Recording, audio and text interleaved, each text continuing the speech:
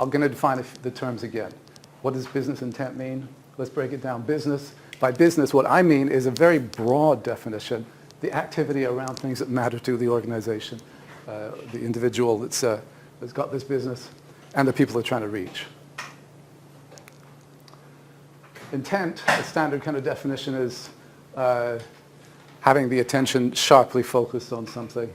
So I think the business intent is about sharply focusing on getting things done with the people you're trying to reach. That fundamentally is what you're trying to do with a website. Get things done with the people you're trying to reach. Very, very broad definition, but why not start from the outside?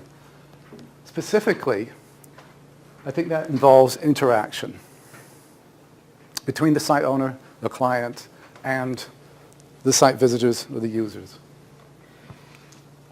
And that's why the website exists. Since I'm a usability person, people might say, do you mean human-computer interaction? I'm about to get on a soapbox now, because I absolutely despise that term. Despise the term because if you think about what it means, interaction, reciprocal action, effect, or influence. Reciprocal is the bit that bothers me here. Because I don't think it's reciprocal. This is not what we're talking about. This is fantasy. We are not interacting with a computer. We're interacting with each other through a computer. If we allow ourselves to think that we're interacting with a computer, we end up having interfaces like this. I won't name names, but this is QuickBooks. And I made the mistake of typing in the wrong password. And this is how it spoke to me, right? Because the computer is speaking back to me. I did the same thing at FreshBooks, and this is what happened. Someone told me, a person, I can tell by the language, sorry, your username or password is incorrect. Please try again. It's very nice. This is human-to-human interaction. So that's what I'm talking about. Okay, off the soapbox. I want to talk about human-to-human interaction behind any website. So here I am buying a camera bag, that one,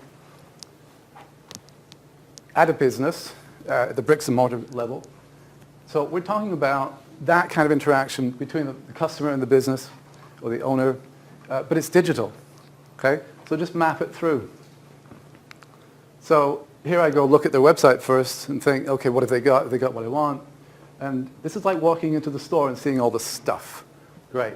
Then I kind of narrow it down to, I'm looking for a bag. This is like going to that corner of the store and looking at their bags. And then I made a decision. I'm very interested in this. I want to get the details. Will my camera fit? And so on. Yes. And it's very much like going to the counter and talking to the salesperson there. And then I make a buying decision. So it's very obvious that the website, in this instance, is very similar to the actual real-life experience. So it's kind of a proxy. And that's the basis of the kind of interaction that we're getting at here. I like to think of it as being a value-oriented sort of prospect that's going on here. So we both want value, we as customers and the business owners as well. The site visitors, the site owners. What does value mean? It can mean different things at the same time. It can mean different things to different people. So from my perspective, as a customer, I like that store because it's got cool equipment and stuff. I just like walking in there. The business owner likes me in there because when I buy things, I get money, right? So it's an exchange of value. Same thing for a college. Recently did this for a college usability study where the value for the student is an education, potential education. So they're looking at the website with that in mind. That's their mindset.